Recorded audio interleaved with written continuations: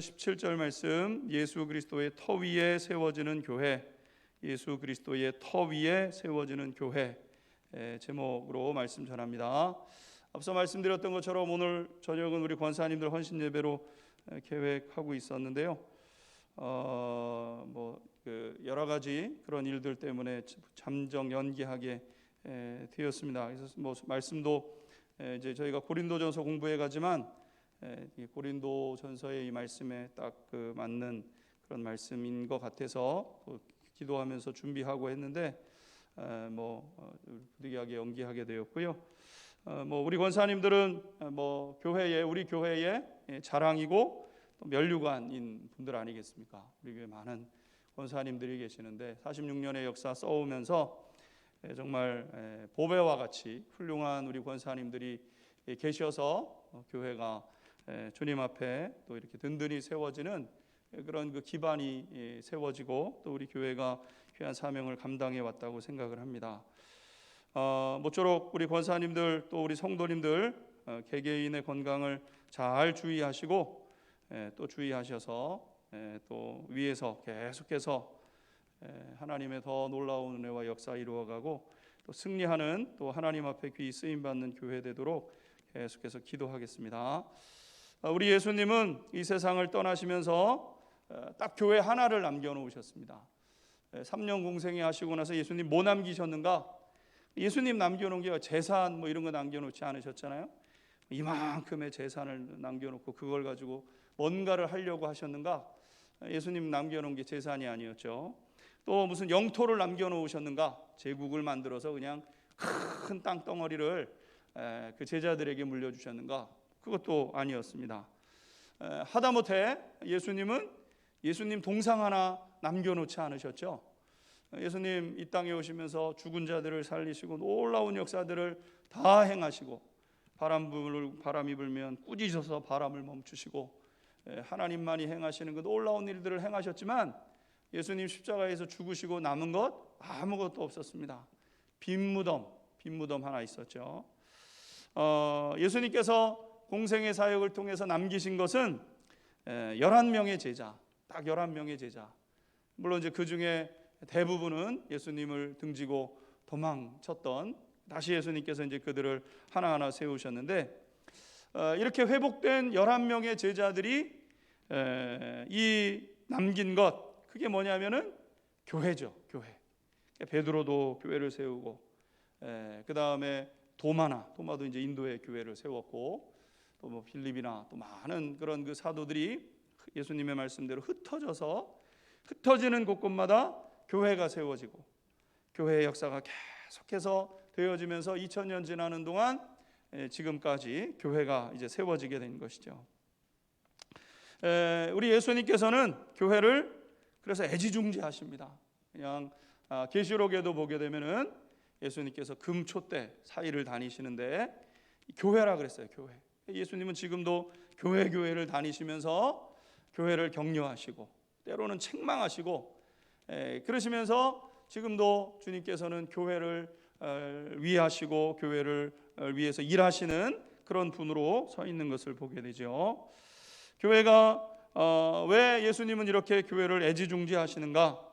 그것은 유일한 소망이 되기 때문에 이 세상, 그냥 소망 없이 살아가는 이 세상, 여러분 이 세상에 무슨 소망이 있습니까? 이 세상에 무슨 소망이 있어요?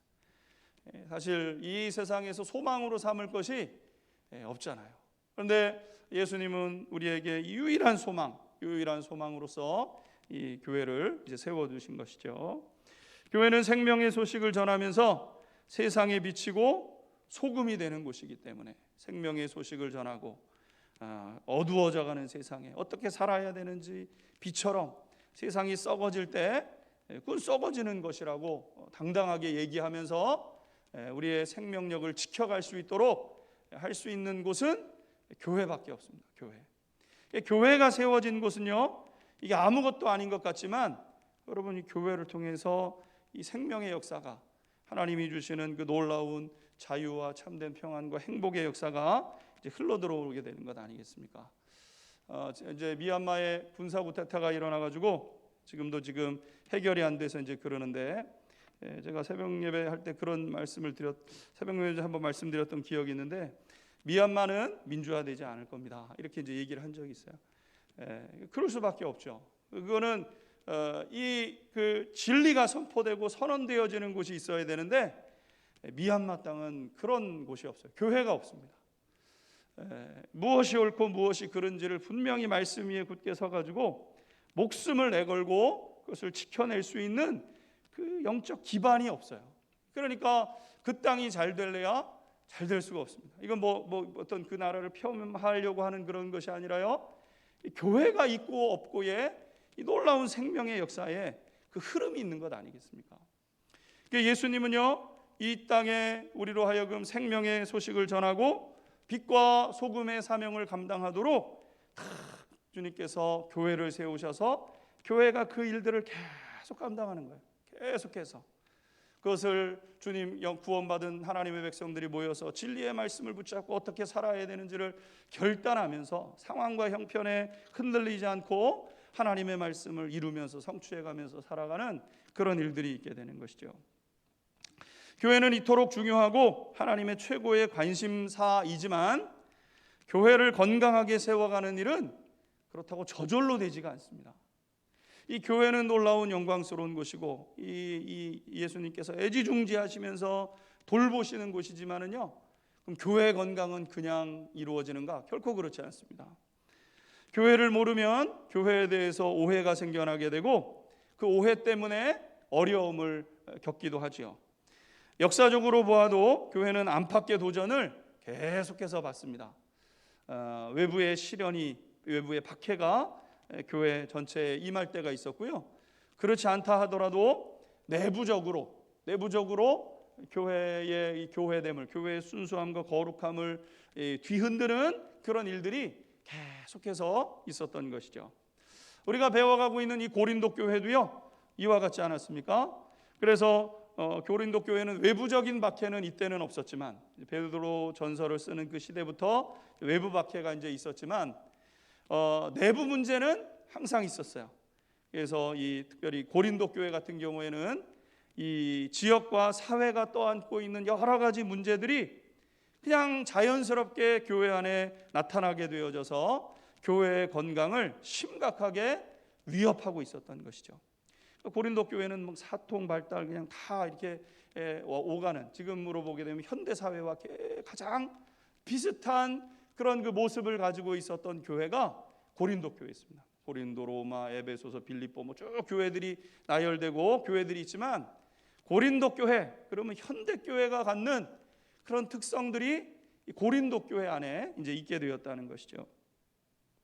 사도 바울은 그토록 가능성이 무궁한 교회인데 어디든지 복음이 전해질 수 있는 고린도라는 이 지역 자체가 가지고 있는 놀라운 아주 중요한 그런 그 지점으로서의 고린도 교회인데, 그 가능성이 무궁했던 그 교회 중에서 고린도 교회 안에 있는 여러 가지 문제점들을 위해서 이제 편지를 기록해 나가고 있는 거예요. 회복을 위해서.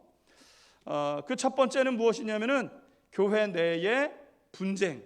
이것이 사도 바울이 이제 해결해 나가려고 하는 그런 이 문제 아니었습니까? 사람은 사회적인 존재이기 때문에 무리를 짓고 같은 생각을 공유합니다. 그래서 정치적으로도 보게 되면은 여와 야가 나뉘어지고 보수적인 생각들과 진보적인 생각들이 이렇게 나뉘어지면서 어느 시대든지 이 사회적 존재이기 때문에 무리를 짓게 돼 있습니다. 사람은 편하게 여겨지는 사람도 있고, 그래서 친하게 지내는 사람들도 생기게 되죠. 모든 사람들과 다 친해지면 좋지만 우리 사람이 그렇지 못합니다. 내가 더 편한 사람이 있고, 더 그래서 그 사람과 더 가까이 하게 되고, 그거는 뭐 부득이하게 그건 자연적인 현상이죠. 그런데 그것을 넘어서서 고린도 교회 안에는 무슨 일이 있었냐면은 서로를 공격하는 일들이 있었다는 거예요. 그러니까 이제 서로 같은 마음이 있는 사람들이 있으니까 서로 이렇게 이제 모이죠.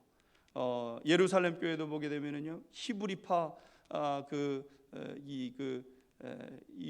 공동체가 있고 헬라파 공동체가 있고, 그러니까 서로 관심이나 이런 것들이 다르니까 이제 충돌되는 이런 일들이 사도행전에 보면은 나타나는 것처럼 이 교회에 보게 되면은요, 서로의 관심이나 이런 것들에 의해서 각각 친한 사람들이 생기는 것은 당연하죠. 그런데 어느 시점에 넘어서서 서로를 막 공격하고 비난하고 막 이러는 일들이 이제 자연스럽게 그 안에 있었다는 겁니다. 이 과정에서 사도 바울, 아볼로, 베드로 이런 사역자들을 내세웠던 거예요. 나는 사도 바울이 이렇게 얘기했는데, 아볼로가 우리에게 이렇게 가르쳐줬잖아. 내가 베드로 사도 설교를 들어봤는데 베드로 사도는 이렇게 얘기하더라. 교회는 이렇게 돼야 된다더라. 막 이러면서 서로 그것으로 인해서 분쟁이 일어나게 되었다는 것이죠. 사도 바울은 이러한 태도가 얼마나 큰 문제를 가져오는지 이거를 이제 고린도 전서를 써나가는 초반부에 고린도 교인들에게 이제 말씀하고 있는 거예요. 사도 바울의 의견은 사역자란 누구인가? 여러분, 사역자가 누구입니까? 주인이신 예수님을 드러내는 종일 뿐 아니냐. 이게 사도 베드로의 첫 번째 이 그 고린도 교회 성도들을 향한 그런 그 가르침인 거예요. 사역자가 누구냐? 나는 교회를 개척한 이 사도 바울이 이렇게 얘기하지 않았냐? 그 다음에 말씀을 잘 가르쳤던 아볼로가 또 그렇게 얘기하지 않았냐? 전국적으로 유명한 베드로가 이렇게 얘기하지 않았냐? 막 이런 일들 때문에 막 교회 안에 여러 가지 그 일치되지 못하고 분열되고 이렇게 서로 다툼 가운데 있는 그러한 그 성도들을 향하여, 여러분 오해하지 마십시오. 사역자라는 것은 개개인이 아니라 주님의 종일 뿐입니다. 예수님의 종일 뿐입니다. 이거를 기억하라고 이야기하는 거죠. 주님을 위해서 일하고 교회의 건강을 위해서 일할 뿐이지 아무것도 아니라는 거예요. 여러분, 종이 뭐가 대단합니까? 종이 대단한 사람이 세상에 어디 있어요? 주인의 명령을 쫓아서 그냥 행하는 사람일 뿐인 것이죠. 주님께서 교회를 그토록 사랑하시는데 종들 때문에 교회가 나뉘어지게 된다 그러면 종은 그 역할을 잘못한 거예요. 그러니까 주인이 계시고, 주인은 그냥 교회를 애지중지하면서 지금도 그냥 어떻게 해서든 교회의 부흥과 교회의 역사를 이루어 가시기 위해서 지금도 주님은 애써 일하는데, 종들이 잘못 행동을 해가지고 성도들이 그것 때문에 분란이 일어나고 그것 때문에 교회가 어려움을 겪고, 그러면 그건 종들이 잘못 처신을 했다는 거예요. 그러니까 바울도 그렇고 아볼로도 그렇고 베드로도 그렇고 다 주의 종일 뿐 아니냐. 우리가 주님 한 분만 바라보면서 우리가 사역을 하는 것이고, 주님을 위해서 일하는 아무것도 아닌, 그것 외에는 아무것도 아닌 그런 존재 아니냐, 이렇게 이제 말씀하고 있는 것이죠. 여러분, 주님께서 교회를 그렇게 사랑하시는데 종이 바르게 처신을 해야 됐던 것 아니겠습니까? 그러기에 사도 바울은 우리 교회가 어떤 터 위에 서 있어야 되는지를 분명하게 이제 말씀했던 겁니다. 그래서 이제 11절 말씀을 보시면 이렇게 되어 있습니다. 11절 한번 읽어보겠습니다. 11절 함께 읽겠습니다. 시작. 이 닦아둔 것 외에 능히 다른 터를 닦아둘 자가 없으니 이 터는 곧 예수 그리스도라. 아멘. 이 말씀 속에 보게 되면은 이 10절에서부터 보게 되면은 내게 주신 하나님의 은혜를 따라 내가 지혜로운 건축자같이 터를 닦아둠에 다른 이가 그 위에 세우나 각각 어떻게 그 위에 세울까 조심해야 된다. 그러니까 개척을 해가지고 교회를 세웠지만 그 위에 어떻게 아름답게 세울까 주의해서 조심해서 주님의 교회, 주님의 터 위에 주님만 딱 기초를 두고 주님만 앞세우면서 교회를 세워야 된다는 거죠. 오늘 우리 교회는 어느 터에 서 있어야 되는가? 여러분, 우리 안양중앙교회는 어느 터 위에 서 있어야 됩니까? 그 터는 예수 그리스도시고 교회가 바로 예수 그리스도의 터 위에 세워져야 되는 줄로 믿습니다. 아멘. 물론 우리가 이렇게 우리 성도님들이 아름답게 잘 세워오셨지만 이건 불변하는 진리예요. 오직 예수 그리스도만이 우리 교회의 기반이 되신다, 터가 되신다. 이거를 우리가 기억해야 되는 거죠. 모든 교회의 기초는 오직 예수 그리스도의 구원 계획과 그분의 뜻에 달려 있는 거예요. 그분의 뜻, 오직 예수 그리스도의 뜻, 누구의 뜻이 아니에요. 어떤 목회자의 뜻대로 되면 안 됩니다. 우리 개척하신 분들이 많이 계시지만 개척하신 그 헌신된 분들의 그 헌신이 있어요. 그럼 개척자들의 뜻대로 돼야 되는 거예요. 그 뜻대로 돼서도 안 된다는 거죠. 교회는 어떤 헌금을 많이 하는 사람들의 뜻대로 돼야 되는가? 그 뜻대로 돼서도 안 된다는 겁니다. 교회는 오직 예수 그리스도의 뜻대로, 우리 주님의 뜻대로 세워져야 되는 것이고, 그리고 주님의 구원 계획 안에서 교회가 세워져 가야 된다. 이렇게 이제 말씀하고 있는 것이죠. 교회는 예수님의 뜻에 집중하고 예수님께서 보여주신 삶을 따라가는 공동체가 교회인 것입니다. 다른 것으로는 교회가 든든하게 세워질 수 없습니다. 예수님만 바라보고 예수님만 드러나셔야 되고, 예수님만이 찬양과 경배를 받으시는 유일한 분이 되셔야 돼요. 모든 교회의 모든 성도들은 주님의 뜻이라고 한다면 다 거기에 복종할 준비를 하고, 주님의 뜻은 무엇인가 기도하면서 찾으면서 그 주님의 뜻이 알아지고 깨달아지면 그 뜻에 온 힘을 기울이면서 전심에서 합심해서 그 일들을 성취해가는 그 교회만이 아름답고 귀한 교회, 주님께서 우리를 통해서 이루시기를 원하시는 그 교회로 세워지게 된다는 사실입니다. 우리는 예수 그리스도의 터 위에 세워져서 여기까지 왔습니다. 이후에도 오직 예수님의 뜻만을 이루고 예수님의 뜻을 성취해가는 저와 우리 성도님들이 다 되시기를 주님의 이름으로 축원합니다. 오늘 또 한 가지 보게 되면 예수 그리스도의 터 위에 어떤 재료로 그러면 이 하나님의 교회를 세울 것인가? 예수 그리스도의 터 위에 어떤 재료로 주님의 교회를 세울 것인가? 이겁니다. 오늘 12절 13절 말씀 이렇게 말씀하고 있습니다. 12절 13절 같이 읽도록 하겠습니다. 시작. 만일 누구든지 금이나 은이나 보석이나 나무나 풀이나 짚으로 이 터 위에 세우면 각 사람의 공적이 나타날 터인데 그날이 공적을 밝히리니 이는 불로 나타내고 그 불이 각 사람의 공적이 어떠한 것을 시험할 것임이라. 아멘. 만일 누구든지 금이나 은이나 보석이나 나무나 풀이나 짚으로 이 터 위에 세우면, 예수 그리스도의 터 위에 교회를 세우는데 무엇로 세울 것인가?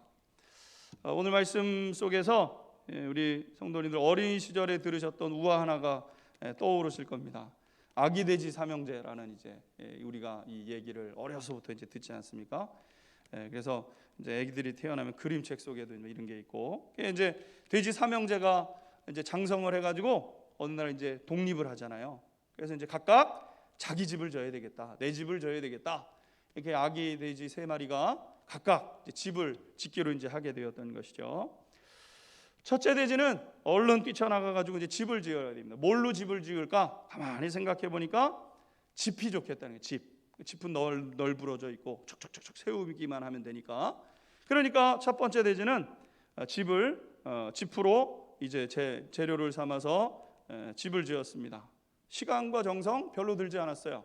그냥 후두두두두 그냥 촉촉촉촉 세워서 지고 나서 이거 좋다. 그리고 이제 쉬게 되었던 거죠. 둘째는 나무를 재료로 이제 삼아가지고 이제 집을 짓게 됩니다. 집에 비해서는 손이 많이 가는 편이고 또 인내심도 필요로 했기 때문에 집을 뚝딱뚝딱 거리면서 그 못질도 해야 되고 만들어야 되고 또 그것을 재료를 구입해 오고 이런 것들이 집보다는 어려웠지만 나무로 이렇게 이제 집을 지었습니다. 막내 돼지는 벽돌로 집을 져야 되겠다, 돌로 집을 져야 되겠다 이렇게 생각을 하고 이제 돌을 가지고 집을 짓습니다. 시간이 오래 걸리죠. 무거운 돌을 갖다가 옮겨야 되고 그다음에 그 빈틈들을 다 메꿔야 되고 또 거기에 필요한 모든 것들을 안팎으로 다 메워야 되고 시간도 오래 걸렸고 정성도 많이 들어갔습니다. 더디 세워지는 것 같았고 땀도 많이 흘리게 되었던 것이죠.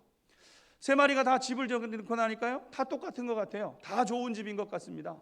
짚으로 집을 지어도 좋아 보이고 나무로 집을 지어도 좋아 보이고 그 다음에 벽돌로 집을 돌로 단단한 돌로 집을 지어 다 좋아 보여요. 아이고 이렇게 다 좋은데 저 막내는 저 어리석게 저렇게 고생을 하면서 집을 지었는가 이렇게 생각하지 않았습니까? 그런데 문제가 생기게 됐죠. 그 문제가 뭐냐면 늑대가 찾아온 것 아니겠습니까? 늑대는 돼지를 잡아먹기 위해서 이제 집을 부수기 시작하죠. 지프로 지은 집은 한순간에 무너지고 맙니다. 한순간에 늑대가 그냥 해치고 그냥 동화에는 바람을 훅 부니까 이게 없어졌지만 이건 뭐 무너지는데 일도 아닌 거예요.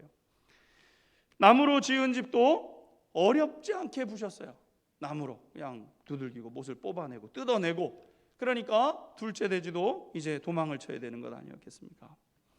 그러나 벽돌로 단단히 지은 집은 부술 수가 없었다는 거예요. 여러분, 오늘도 마찬가지 아니겠습니까? 우리 각 교회 성도들이 자신이 좋아 보이는 것으로 교회를 지으려고 하는 그런 일들을 많이 경험하고 또 보게 되는 것 아니겠습니까?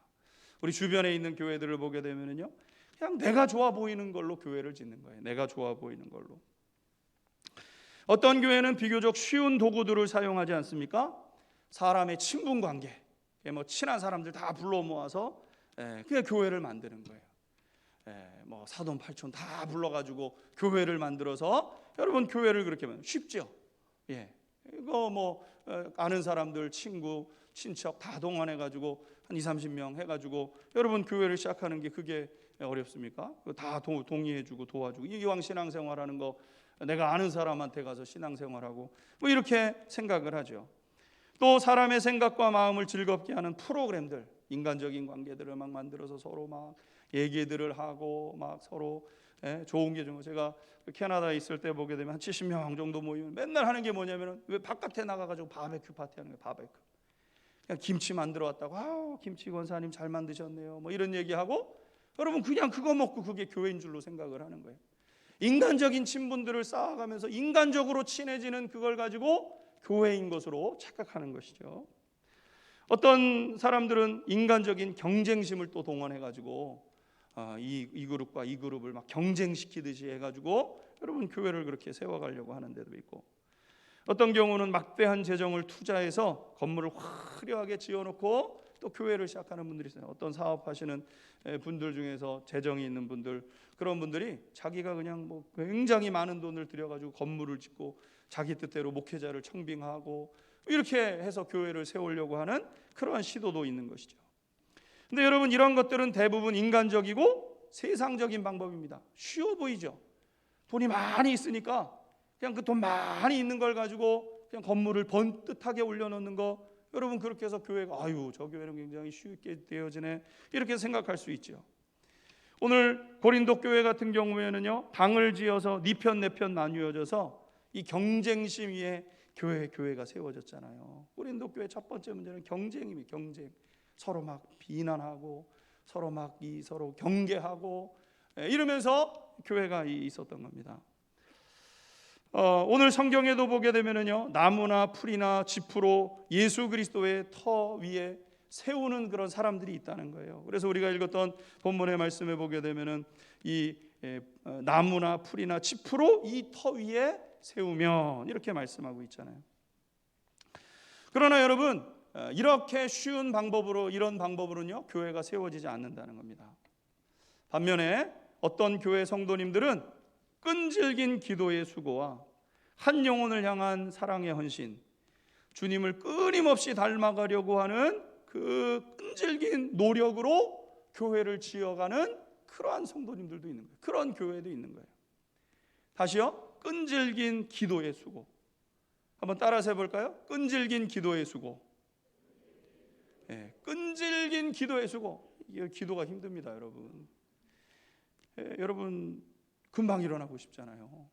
기도하다 보면은 기도줄 잡는 게 또 어려워요. 기도를 쉬다 보면은요, 기도가 한 5분 10분만 이렇게 기도해도 일어나야 될 것 같아, 이런 마음 일어나게 되잖아요.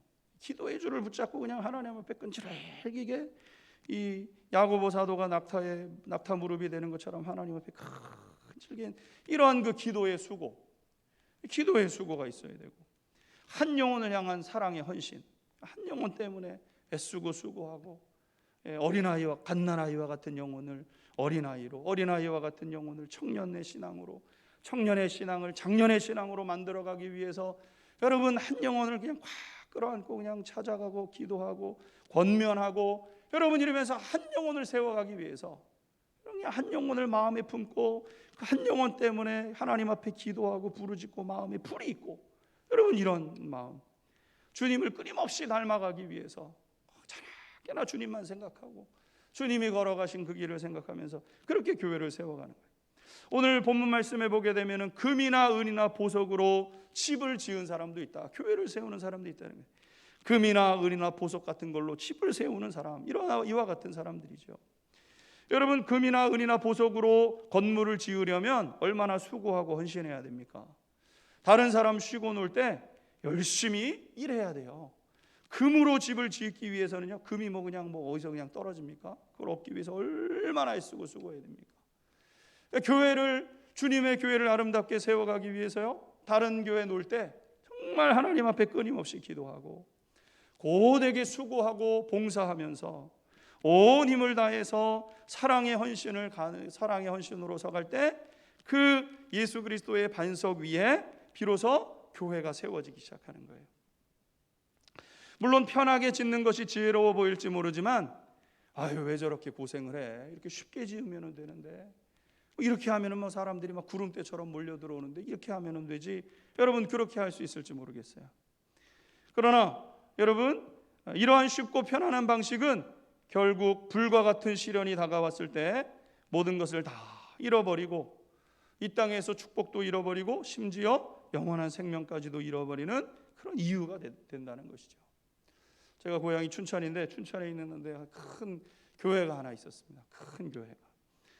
거기는 그 목사님이 그 대학교 선교단체에서 이렇게 일하시던 분이 목회를 시작하셨는데, 그때 있었던 사람들이 다 몰려 들어오고 또 교회가 좋다 그러니까 교회 부흥이 얼마나 빨리 됐는지, 저희 춘천이라는 그 지역에 교회를 못 정했던 분들이 다 그 교회 가가지고 신앙생활하고 이랬어요. 몇 년 아닌데 부흥이 얼마나 되는지. 근데 그 교회에 문제가 있어요. 그 교회는 새벽 기도회가 없어요. 기도를 안 하는 교회인 거예요. 그러니까 기도에 받침이 없는 거예요. 몇 년 후에 무슨 일이 있었는데 그냥 한순간에, 교회가 한순간에 사라지는 이러는 일들이 있게 되었던 것이죠. 사라지기만 합니까? 사라지는 과정 속에서 상처받고 그걸 어디서 치유받지 못해가지고 신앙생활 포기해버리고 이런 분들이 또 얼마나 많이 나타납니까, 여러분? 사랑하는 안양조항교회 우리 성도 여러분, 우리 성도님들은 주님 사랑에 응답하면서 여기까지 이 수고와 눈물의 헌신을 하면서 여기까지 오셨어요. 여러분, 교회의 힘은 숫자에 있는 것이 아니라 얼마나 주님을 사랑하는지, 그래서 얼마나 기꺼이 주님을 위해서 수고와 희생을 감당하느냐, 여기에 교회의 건강이 있는 거예요. 우리 교회가 건강하게 우리 성도님들이 힘을 다해서 세워오셨는데, 이후에도 하나님 앞에 더욱더 건강하고 아름다운 교회로 세워가는 귀한 역사가 있게 되기를 주님의 이름으로 축원합니다. 먹을 것 마음대로 먹지 않고, 여러분 희생과 헌신하는데 여러분 우리가 먹을 거 마음대로 먹습니까? 우리도 비싼 음식 먹을 수 있지만 한 번, 두 번이야 나도 먹을 수 있으니까 먹지만, 우리가 비싼 음식 먹을 때 이거 내려놓고 선교사님들 위해서, 또 우리가 어떤 일들이 있으면은 그 한 영혼을 위해서 우리의 것들을 내려놓고 누릴 건 누리지 않고 복음을 위해서, 한 영혼을 위해서 헌신하고 교회를 세워가는 것이죠. 이렇게 아름답고 든든한 모습으로 세워왔고, 우리는 풀이나 지푸로 교회를 세워온 것이 아니라 금이나 은이나 보석과 같이 변치 않는 단단한 주님 사랑, 주님 사랑에서 그 사랑 때문에 헌신하고 기쁘게 헌신하고 기쁘게 다짐하면서 그렇게 교회를 세워가는 그런 역사가 앞으로도 있게 되기를 주님의 이름으로 축원합니다. 마지막으로, 교회는 우리 한 사람 한 사람이라는 사실이에요. 교회는 우리 한 사람 한 사람이 다 교회라는 사실입니다. 16절 같이 한번 읽도록 하겠습니다. 본문 16절 같이 읽겠습니다. 시작. 너희는 너희가 하나님의 성전인 것과 하나님의 성령이 너희 안에 계시는 것을 알지 못하느냐. 아멘. 너희는 너희가 하나님의 성전인 것과 하나님의 성령이 너희 안에 계시는 것을 알지 못하느냐. 여러분, 성전은 하나님이 거하시는 장소인데, 하나님은 하나님의 백성을 만나기 위해서 딱 장소를 구별하셔서 내가 그곳에 가겠다고 말씀하셨어요. 하나님 딴 데 안 가세요. 하나님이 정하신 그 장소로 나가시는 거지. 그 하나님이 임재하시는 장소이기 때문에 그곳이 성소입니다. 성막, 거룩한 그 장막이라고 일컬어지는 그곳. 그러니까 하나님은 딴 데 가서 못 만나요. 하나님은 그 성막에 가서 하나님이 기다리고 계시는 거예요. 그러니까 하나님의 백성들은 하나님 만나기 위해서 어디로 갑니까? 그 자리로 가는 거예요. 성소로, 거룩한 장소로 나가게 되는 것이죠. 바로 그곳에 하나님의 영이신 성령께서 임재하시는데, 바로 그 성전이 우리 성도들 한 사람 한 사람의 심령이 되었다는 거예요. 이게 이제 신약 시대에 하나님께서 이제 성전을, 건물들을 다 부수시고, 예수님께서 십자가에서 못 박히실 때에 지성소와 성소를 구분하고 있었던 그 장막이 찢어지잖아요. 그러니까 하나님이 이제 그 장소에 이제 국한하지 않고 성도 개개인들에게 예수님께서, 하나님께서 친히 찾아가시고 성령이 우리의 심령을 하나님의 전으로 삼아서 일하시고 역사하시겠다고 하나님께서 그렇게 결정하셨잖아요.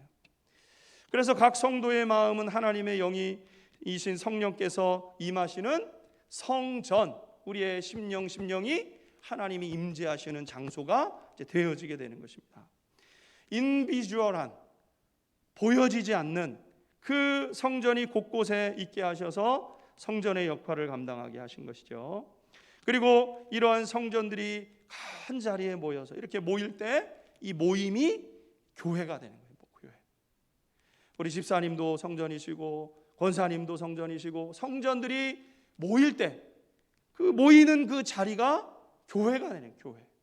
성전과 각각에 흩어져 있었던 인비주얼한, 그전에는 건물로 있었지만 건물을 다 부수시고 한 사람 한 사람들이 다 교회로서 하나님 앞에 성전으로서 부르심을 받아서 그 성전된 성도들이 그 예수 그리스도 이름 앞에 나와서 모임을 가질 때 그 모임이 곧 교회가 되게 되는 것이죠.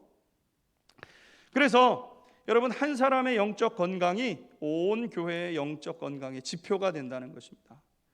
교회는 여러 사람이 모이지만 뭉뚱그려진 것으로는 건강해지지 않아요. 그러니까 우리 성도님들 한 분 한 분이 하나님의 성전으로서 견고하게 딱 서 있어야 우리 안양중앙교회가 든든하게 세워진다는 거예요. 왜? 하나님이 나 한 사람만, 우리 성도님들 한 분 한 분의 개개인에 임하시기 때문에 개개인의 성전이 거룩한 삶을 감당하고 거룩한 백성이 되어서 그 거룩하고 건강한 분들이 모인 그 교회의 모임이 건강하고 든든한 교회로 세워지게 된다는 것이죠. 교회는 한 사람 한 사람이 하나님 사랑을 중심에 두고 예수님을 닮아가려는 전적인 마음으로 모일 때 그것이 교회가 이루어지게 되는 것입니다. 예수님도 우리에게 말씀하셨던 것처럼 그들 중에 거하시고 그들과 함께 하신다 그랬어요.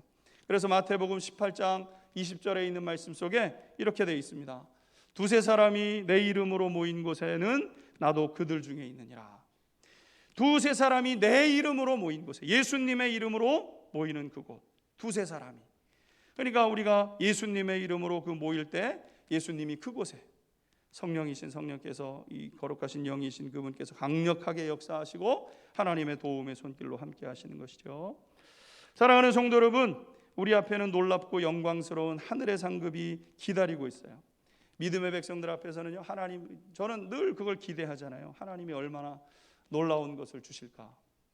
이 땅에서 못 누리는 거는 별로 그렇게 신경 쓰지 않습니다. 누릴 것도 없지만, 누릴 능력도 안 되지만, 누릴 수 있다고 거기에 기대나 이런 게 없어요. 그냥 하나님 나라에 기다리고 있으니까, 하나님 나라에 하나님이 예비하신 은혜와 상급이 있으니까. 여러분, 이 세상에 좀 못 누리면 어떻습니까?